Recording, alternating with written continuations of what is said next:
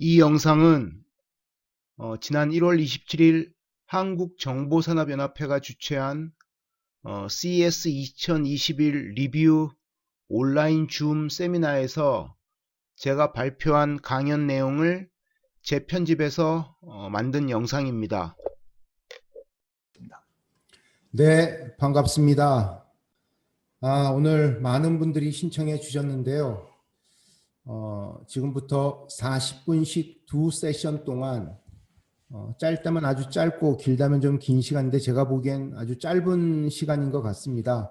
어쨌든 제가 준비한 그런 이번 CES 2021에서 우리가 주목해서 봐야 할 주요 트렌드와 그리고 주목받을 만한 비즈니스 모델, 특히 중간중간에 제가 우리 한국 기업들 혹은 스타트업들에게 주는 그런 인사이트나 교훈 같은 것들도 나름대로 제가 말씀을 좀 드리도록 하겠습니다. 그럼 지금부터 강의를 시작하도록 하겠습니다. 예, 매년 이맘때 우리 정보산업연합회와 1월 달에 같이 미국을 다녀와서 그리고 1월 말쯤에 리뷰 세미나를 이쪽 강남에서 항상 진행을 했었는데요. 이렇게 온라인으로 하다 보니까 약간 아쉬운 생각이 들기는 합니다만 어쨌든 이번 CES 21 올 디지털 전시회에서 제가 느낀 점을 말씀드리도록 하겠습니다. 간단하게 제 소개를 드리면요. 저는 박석희 IT혁신연구소라는 새로운 비즈니스 모델을 연구하는 개인 연구소를 운영하고 있고요.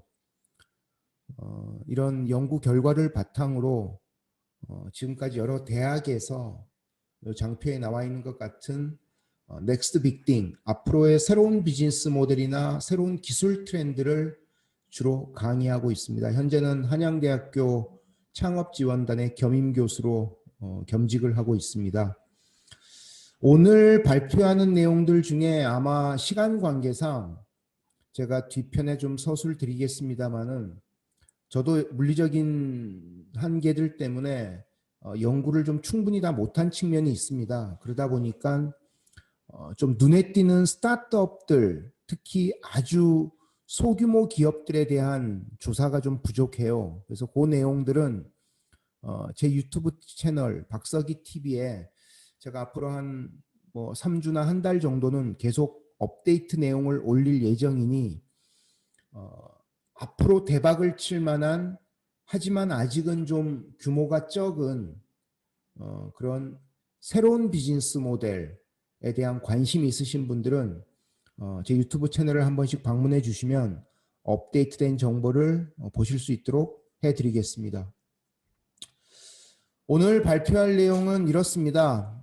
저는 아까 우리 정종석 팀장께서 말씀하신 것처럼 우리 정보산업연합회와 함께 매년 1월에 CES 참관단을 모집해서 제가 코디네이터 역할을 하면서 매년 CES를 갔다 왔습니다.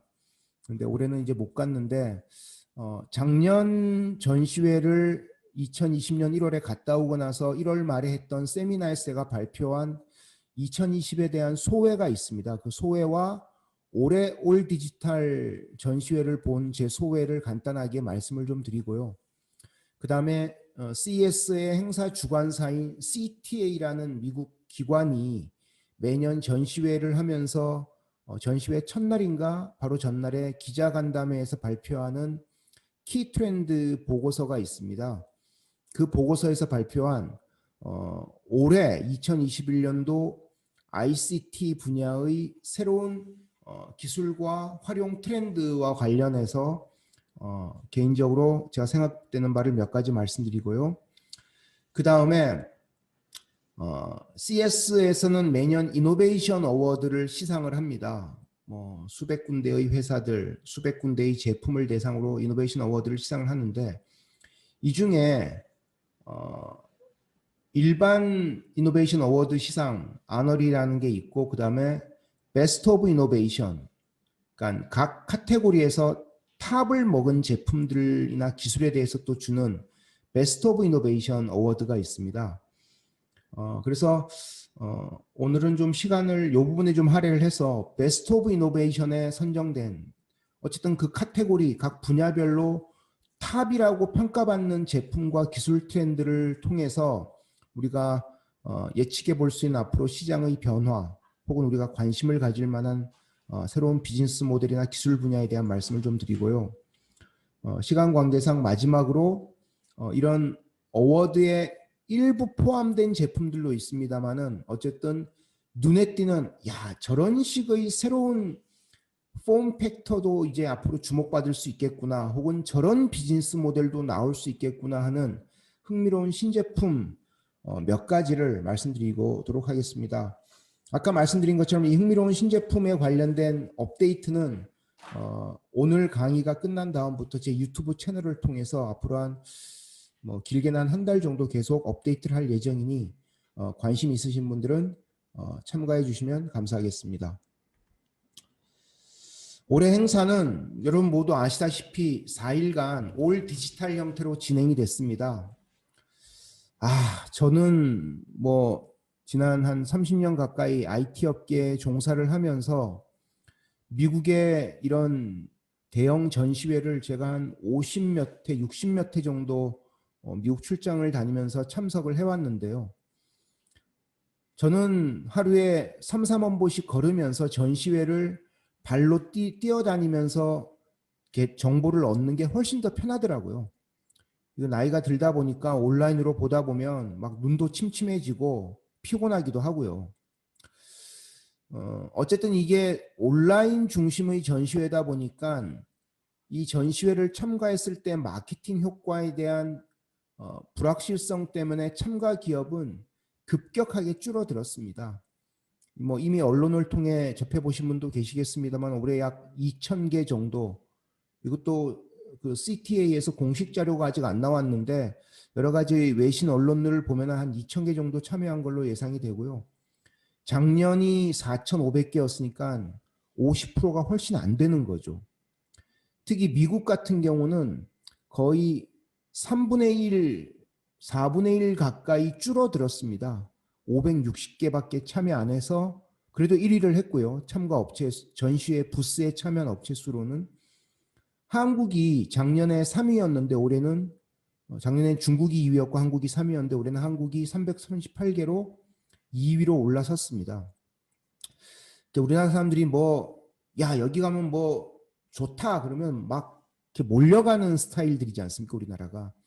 이게 아마 재작년부터 한국 스타트업들 같은 경우에 CES에 참석을 하면 글로벌 인지도를 올릴 좋은 기회가 될 수 있다는 생각도 하고, 또 중소기업 벤처부에서 해외 전시회 참여에 대한 비용 지원도 많이 해주는 또 지자체들도 많이 해주지 않습니까? 그러다 보니까 참여 업체가 엄청 많이 늘어난 측면이 있네요.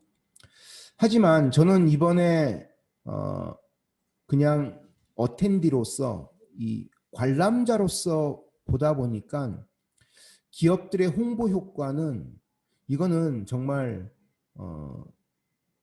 빈익빈 부익부 효과가 정말 컸다는 생각이 듭니다. 2,000개 중에 미디어 행사를 통해서 글로벌 미디어에 노출된 기업들이 주로 대기업인데 한 70몇 개밖에 안 돼요. 그러니까 나머지 기업들 중에는 스타트업들은 이노베이션 어워드 정도라도 받았으면 그나마 글로벌 기업들에 겨우 노출되는 정도고, 그 외 기업들은 사실은 홍보 효과가 그다지 높지 않을 수밖에 없습니다. 제가 보기엔.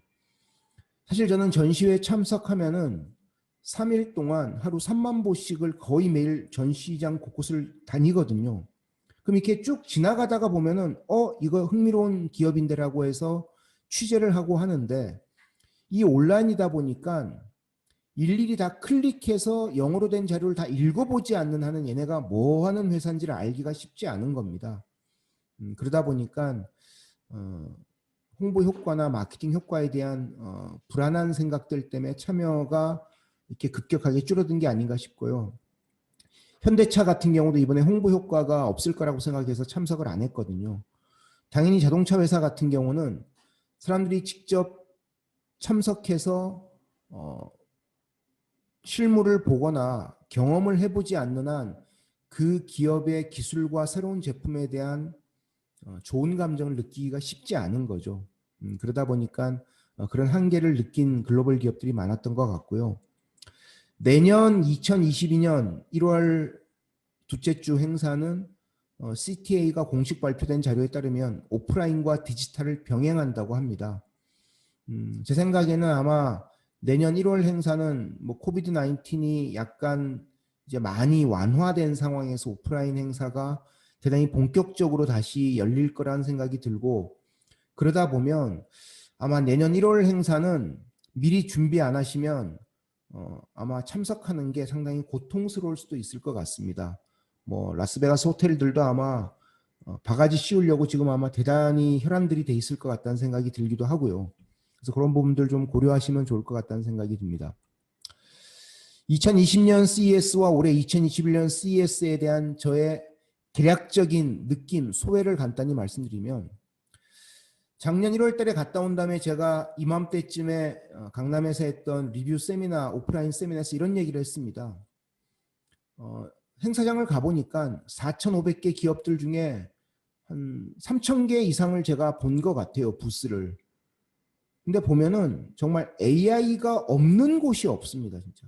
모두가 AI가 기본으로 다 깔려 있다고 보시면 됩니다. 그 AI의 활용 수준에 뭐 높고 낮음의 차이는 있을 수 있을지 몰라도, 특히 이 AI 대세를 확산하는데 구글이라는 회사가 작년 같은 경우 전 시장에 어마어마한 돈을 쏟아 부었습니다. 제 생각에는. 이게 또 큰 영향을 미치기도 했고요. 두 번째는 융복합 시대의 본격화인데요. 작년에 참여했던 자동차 메이저 완성차 업계에서 많은 기업들이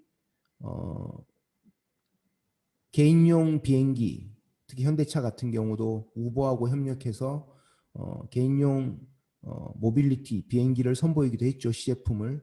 그래서 이 비행기 제품들과 그리고 스마트 시티 관련된 그런 솔루션들, 그러니까 자동차들을 다양한 자율주행 기능을 이용한 그런 자동차를 플랫폼, 운송 플랫폼화하는, 그래서 스마트 시티에 기여하겠다는 그런 비전들을 정말 많이 넣기도 했고요. LG전자, 소니 같은 가전회사들은 전기 자동차의 핵심 부품이나 플랫폼을 공급하겠다는 비전들을 발표했습니다.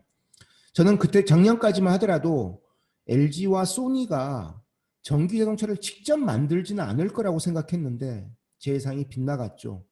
올해 같은 경우 소니는 전기 자동차 시제품을 선보이기도 했고요. LG도 어쨌든 캐나다나 미국의 협력사들하고 제휴를 하면서 전기차 시장에 본격적으로 뛰어들겠다고 발표를 하지 않았습니까? 뭐 그것 때문에 이제 스마트폰 사업을 또 접겠다는 얘기까지 나왔는데요. 세 번째는 우리가 어떤 테마 중에서 이 전시회에서 지난 1, 2년간 혹은 2, 3년간 CES에서 가장 주목받고 앞으로 더 빠르게 확산될, 이미 대세가 됐음에도 불구하고 더 빠르게 확산될 새로운 시장의 테마로 본다면 단연 헬스케어가 압도적입니다. 헬스케어는 홈 어플라이언스 영역, 그리고 디지털 헬스 영역, 그리고 IoT 영역, 모든 분야에서 디지털 헬스 관련된 제품들을 내놓는데 올해도 마찬가지고 작년에는 이 가속화 현상이 더더욱 두드러졌다는 게 특징이고요. 그다음에 CES 전시회는 저는 이제 제 주변의 지인들한테 어떤 산업에 종사하는 분들이시든 CES 전시회를 꼭 한 번은 가보셔라고 말씀을 드립니다. 특히 2020년대 2020년부터 2023년 정도 사이에는 빚을 내서라도 꼭 한번 가봐라. 그러면은 본인의 비즈니스를 변화시키는데 엄청난 인사이트를 얻을 수 있을 거라고 얘기를 합니다. 올해도 뭐 그랬지만 작년 같은 경우도 정말 많은 전통산업 영역의 기업들이 CES 전시회에 참여를 했고요. 한국 스타트업들의 약진이 정말 두드러졌습니다. 작년 같은 경우에. 특히 이노베이션 어워드를 탄 한국 기업들이 정말 많고요.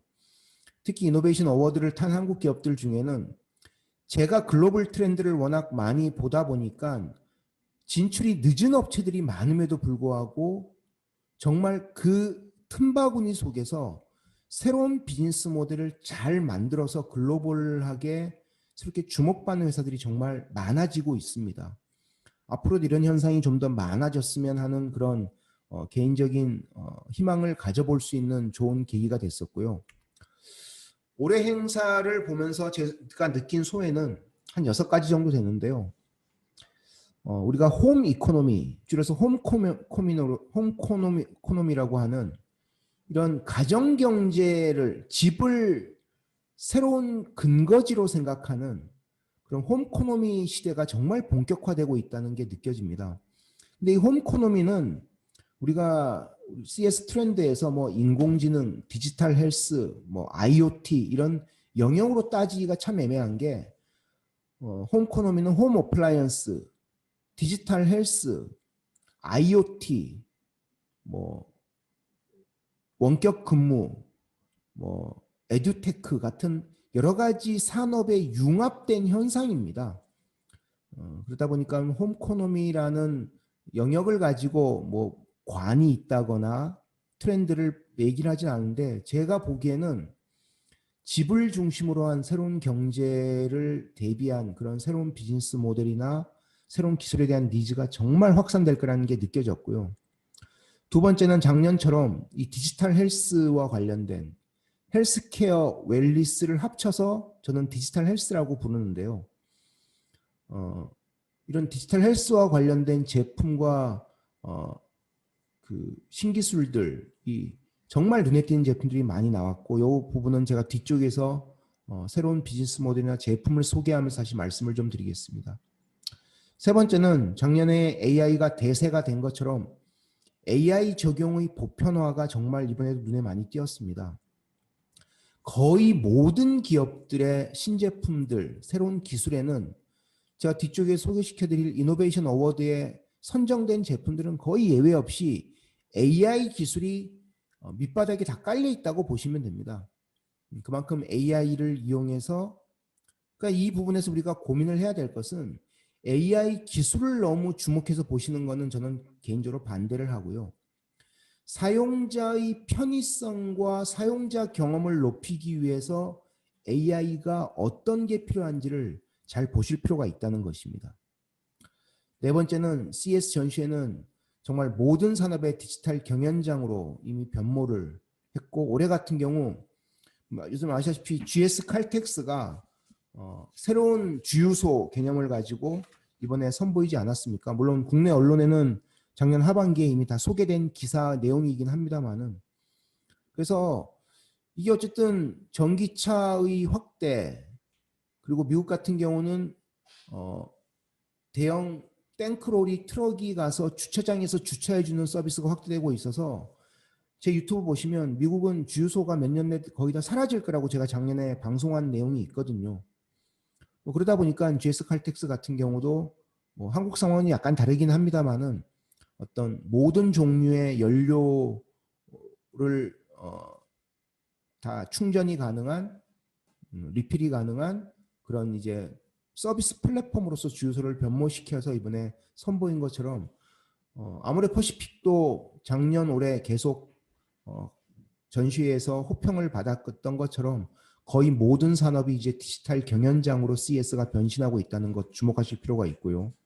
이것 때문에 제가 제 강의를 들으시는 분들은 어떤 산업에 종사하시는 분들이든, 특히 자녀를 키우시는 분들은 고등학교 대학생 자녀가 있으시면은, 저도 작년에 제 대학생 아들하고 2주간 CS 전시회 겸해서 미국을 다녀왔는데 확실하게 애가 세상을 보는 눈이 달라지더라고요.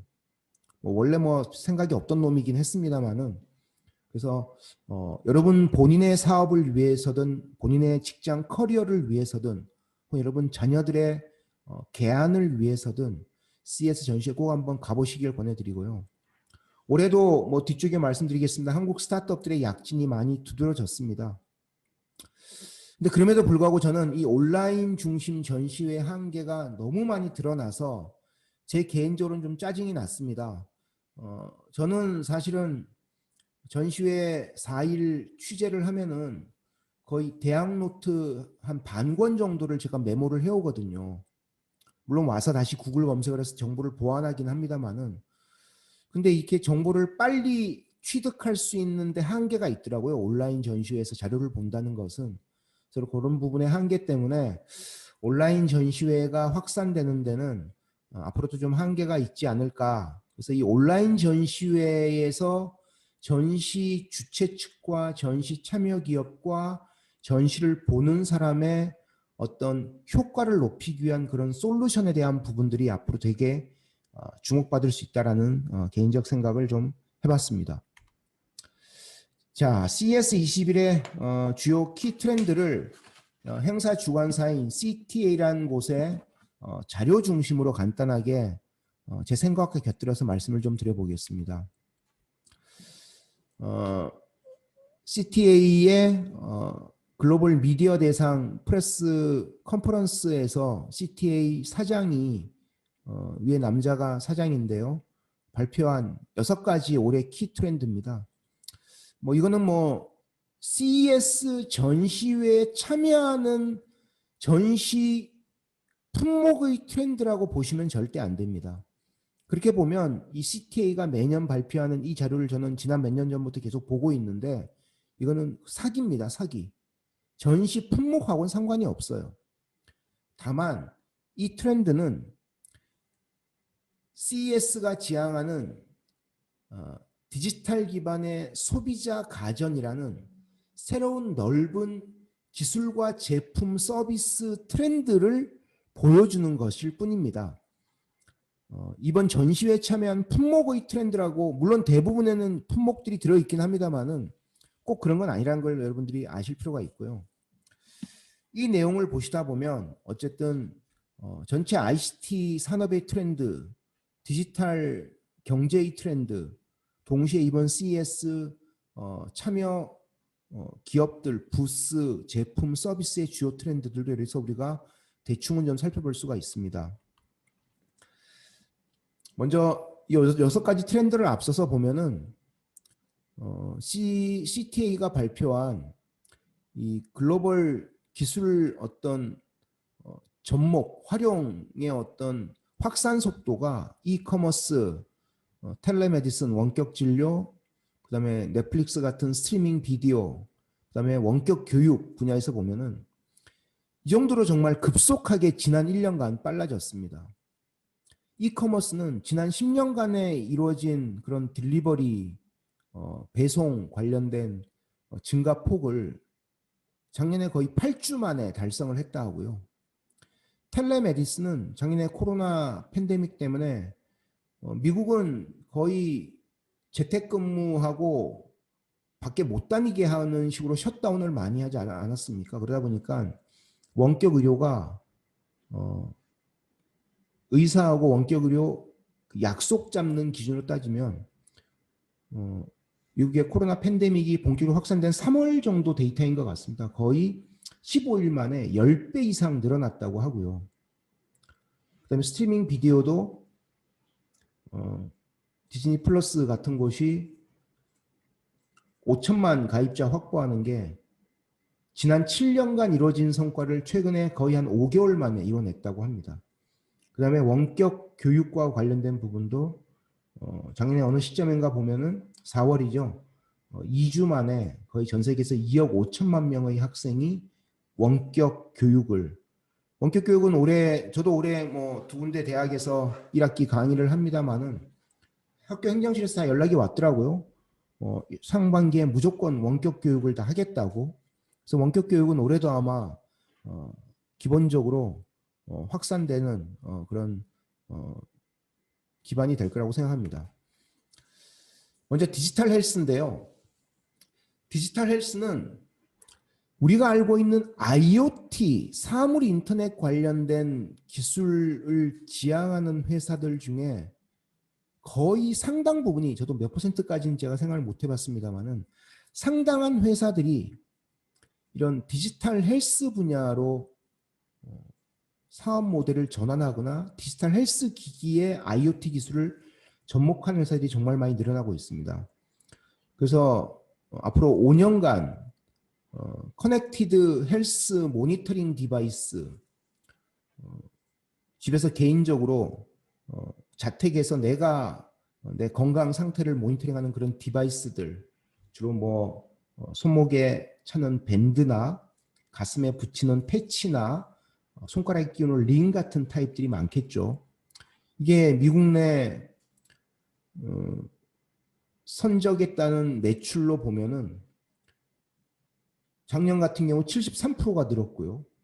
올해 같은 경우 예상치가 34% 늘어날 거라고 생각하고 내후년부터는 약 14%대로. 근데 제가 보기엔 아마 이 조사한 사람들의 응답자들과 조사한 기관의 예측에 따르면 코비드 19이 좀 올해 많이 수그러들면은 줄어들 거라고 생각하는데 저는 개인적으로 약간 줄어들긴 해도 14%까지 급격하게 줄어들 것 같지는 않습니다. 아마 새로운 폼 팩터들이 계속 나올 거고요. 그러니까 이렇게 생각하시면 됩니다. 지금 디지털 헬스 디바이스를 만든 회사들의 기본적인 출발점은 뭐냐면 지금까지 지구에 있는 75억 명의 현 인구들이 병원에 가서 진단했던 것들이 뭔지를 다 봅니다. 그 다음에 이거를 의사가 아닌 내가 집에서 대체할 수 있는 기술이 있는지를 봅니다. 정말 어마어마한 기술들이 많이 나오고 있거든요. 관련 기술들 중에는 제 유튜브 채널에 작년 12월에 올린 영상이 또 하나 있습니다. 새로운 비즈니스 모델에. 그것도 아마 참고하시면 좋을 것 같은데요. 이런 관련된 회사들은 나오면 미국 벤처 캐피탈들이 정말 거의 무조건 돈을 꽂아줄 정도로 큰 인기를 모으고 있습니다. 워낙 대세를 형성하고 있는 그런 흐름이기 때문에 그렇습니다. 그 다음에 디지털 트랜스포메이션인데요. CTA가 이번에 6가지 트렌드 중에 디지털 트랜스포메이션을 왜 잡았는지는 잘 모르겠습니다. 근데 어쨌든 디지털 트랜스포메이션은 전시회 참가 품목을 중심으로 보면은 뭐 그다지 중요한 이슈는 아닌데 이 전체 디지털 경제의 큰 흐름을 놓고 보면 정말 중요한 이슈죠. 아마 여기 이제 디지털 트랜스포메이션이 확산될 거라고 보는 이 CTA의 CES 주관사의 가장 중요한 핵심 포인트 중에 하나가 이 클라우드 컴퓨팅의 빠른 확산이 더 가속화되고 있기 때문으로 이런 생각을 하는데요. 한국은 글로벌 기업들로, 그러니까 국가로 따지면 이 경제 규모 대비 클라우드 컴퓨팅 확산 속도가 전 세계에서 2번째로 느린 나라입니다. 전 세계 꼴등이 어디죠? 예, 북한이고요.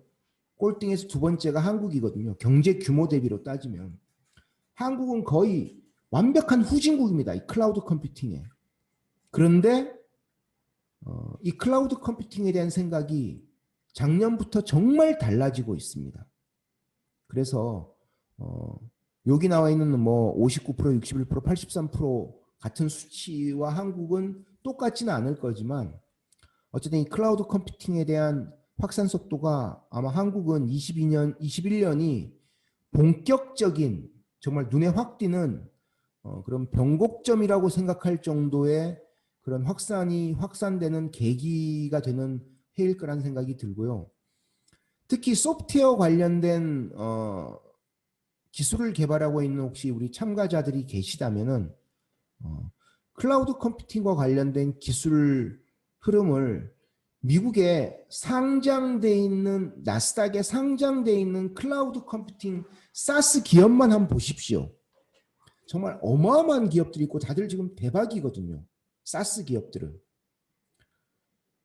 뭐 나스닥에 투자하시라고 제가 말씀드린 건 아니고 그 기업들의 면면을 보면은 우리 소프트웨어 기업들이 앞으로 이 소프트웨어 이제 서비스, 클라우드 애플리케이션 개발과 관련해서 어떤 걸 고민해야 될지에 대한 생각을 한번 정리해 보실 수도 있을 것 같다는 생각이 듭니다. 그 다음에 로보틱스 앤 드론인데요. 로봇은 작년까지 제가 CES 전시회를 참석하고 나서 리뷰 세미나 할 때 로봇 시장은 이렇게 얘기했습니다. 로봇 시장은 아직 킬러 애플리케이션, 주된 활용 분야에 대한 글로벌 고민이 끝나지 않았다고 제가 얘기를 했습니다. 그러면서 작년 세미나, 2020년 1월 세미나에서는 그런데 앞으로는 로봇이 아주 특화된 분야에서 기존의 사람의 노동력을 효율적으로 대체할 수 있거나 단순한 반복 업무를 보다 효과적으로 개선하는 영역에서 로봇의 활용도는 늘어날 것이라고 얘기했는데, 올해는 이런 추세가 이미 기본적 원칙으로 정립되고 있다는 것을 보여주는 그런 해였다고 제가 개인적으로 생각을 합니다. 그래서 왼쪽 보시면 뭐 클리닝, 청소하는 것에서부터 딜리버리, 그다음에 리테일 인벤토리는 미국 같은 경우는 풀필먼트 센터라고 하죠. 그런 창고의 재고 관리, 그리고 그걸 쉬핑, 선적하는 부분에 이 로보틱스 기술을 접목하는 회사들이 점점 늘어나고 있습니다. 관련된 기업들에 대한 벤처 캐피탈 투자도 늘어나고 있고요. 그래서 그런 부분에서 보시면 될 것 같고요. 그다음에 클로즈 컨텍스트 태스크, 그다음에 헬스, 아이솔레이션. 그래서 예를 들면 사람들의 어떤 그런 고립된 환경에 뭐 노약자나 중증 환자들에 대한 그런 뭐 케어를 한다거나 이런 부분에서 우리 로보틱스 관련된 기술들이 많이 쓰이고 있고요. 특히 헬스 분야에서도 이런 부분들이 많이 점점 활용될 것으로 예상이 됩니다. 관련된 비즈니스 모델 제품들은 앞으로 아마 몇몇 사례에서 소개가 될 예정입니다. 그 다음에 vehicle technology, 운송수단과 관련된 기술들은 지금까지 전기차와 자율주행 두 가지가 핵심이었는데요. 물론 그 핵심 트렌드가 올해도 유지됐습니다만, 올해는 특히 자율주행 기반의 그런 배송 서비스에 대한 관심이 정말 높아졌습니다. 그래서 보시면은 왼쪽이 이제 드론을 이용한 자율주행 배송을 할 것이냐, 올해 더 관심이 있느냐라고 했을 때 녹색이 올해 더 관심이 있다는 거거든요. 26%. 로보틱 딜리버리 비클.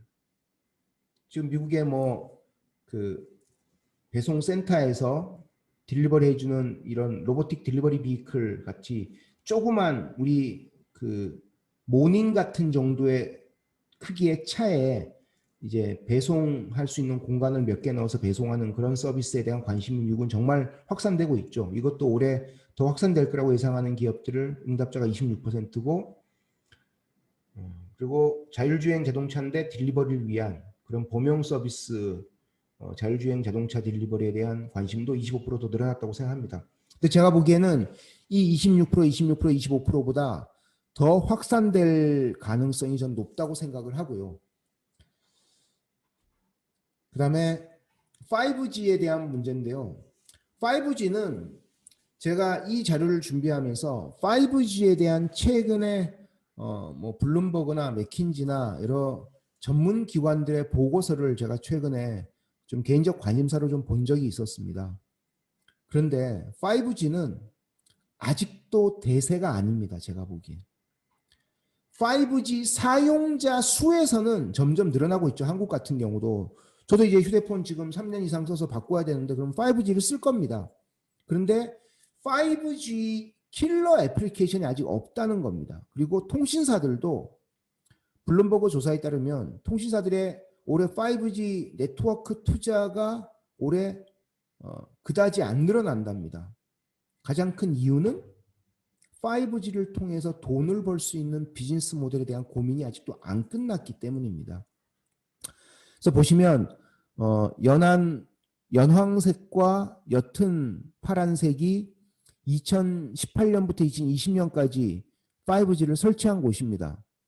그리고 그 다음에 짙은 파랑과 검은색은 아직까지 5G에 대한 설치가 안 끝난, 서비스 론칭이 안 되거나 이제 막 까만색 같은 경우 이제 막 투자가 본격화되는 건데요. 이렇게 많습니다. 그리고 옅은 저 회색은 아직도 5G에 대한 아무 생각이 없는 국가들이고요. 아프리카 대부분이 그렇죠. 보시면은 연황색과 옅은 녹색 분야가 저렇게 아직은 얼마 안 되는 겁니다. 근데 저 국가들에서조차도 아직은 5G 기반의 킬러 앱에 대한 관심들과 고민이 아직 정리가 안 돼 있는 거죠.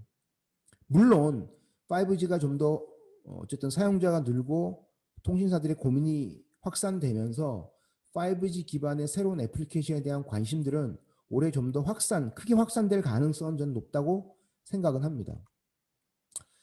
그 다음에 스마트 시티인데요. 이 스마트 시티는 저는 항상 이 리뷰 세미나를 하면서 미국 이 CES 주관사인 CTA에서 얘기하는 이 스마트 시티는 100% 사기라고 얘기합니다. 스마트 시티는 실체가 없는 거예요. 그리고 스마트 시티는 먼 미래에 대한 지향점입니다. 마치 행복해지는 뭔가를 만들고 싶다. 그럼 뭘 가지고 행복해질 거냐? KPI가 뭐냐? 그러면 수도 없이 많잖아요. 도시가 스마트해지려면 도시가 스마트해지기 위한 KPI, 기준점은 거의 무한대로 언급이 될 수 있다는 겁니다. 그 실제 CS 전시회에 관련된 국내 언론 보도를 보면 매년 올해 스마트 시티가 핫 이슈라고 하면서 나오는데 저는 지난 몇 년간 계속 CS를 가서 열심히 보고 온 사람으로서 보면 스마트 시티 관련된 기술이나 솔루션, 제품은 거의 전시된 적이 없습니다. 다들 개념만 얘기를 하는 거예요. 하지만 그럼에도 불구하고 이 스마트 시티를 구성하기 위한 여러 가지 뭐 네트워크화된 센서나 그다음에 스마트 키오스크, 그다음에 데이터 대시보드, 특히 데이터 대시보드, 시청이나 도청 같은 큰 지자체의 데이터 대시보드는 전 세계에서 중국이 가장 앞서 있죠, 사실. 알리바바의 클라우드 기술을 활용해서 하는 그런 부분들. 그다음에 컨택트 트레이싱, 특히 이제 코비드 19 관련된 이런 부분들 때문에 사람들 간의 접촉 이력 확인을 한다거나 이런 부분들이 요즘 관심을 많이 가지죠. 유럽에서는 개인정보 보호 때문에 요거도 먹고 있긴 합니다만은 이런 부분들이 이제 스마트 시티와 관련된 여러 가지 구성 요소이고 이런 것 때문에 지자체의 책임자 입장에서는 도시의 스마트화에 대한 관심과 기술에 대한 관심이 높아질 건데 현재 스마트 시티 솔루션이라고 CS 전시회에서 지난 4년간 그나마 눈에 띄게 선보인 유일한 솔루션들은 트래픽 관리, 교통 관리 솔루션들입니다. 그리고 이런 솔루션들은 나오자마자 미국의 주요 지자체들이 도입한 경우가 참 많이 있습니다. 그래서 특히 중국 같은 경우도 알리바바의 그런 트래픽 관리 솔루션들을 중국의 주요 성들이 저런 데이터 대시보드를 통해서 활용하고 있는 글로벌하게 가장 잘 활용하고 있는 예들이 있긴 하고요. 자, 시간이 벌써 첫 세션인 40분이 거의 됐는데요. 정 팀장님 한 10분만 쉬었다가 진행하면 되죠? 예. 네. 그러면은 정확히 4시 50분에 다시 강의를 두 번째 세션을 진행하도록 하겠습니다. 제 발표 내용이 마음에 드셨다면 좋아요 버튼과 구독 버튼을 클릭해 주시면 감사하겠습니다. 구독 버튼을 누르시면 앞으로 계속해서 올라갈 CES 2021 관련 핫 콘텐츠들을 계속 시청하실 수가 있습니다. 감사합니다.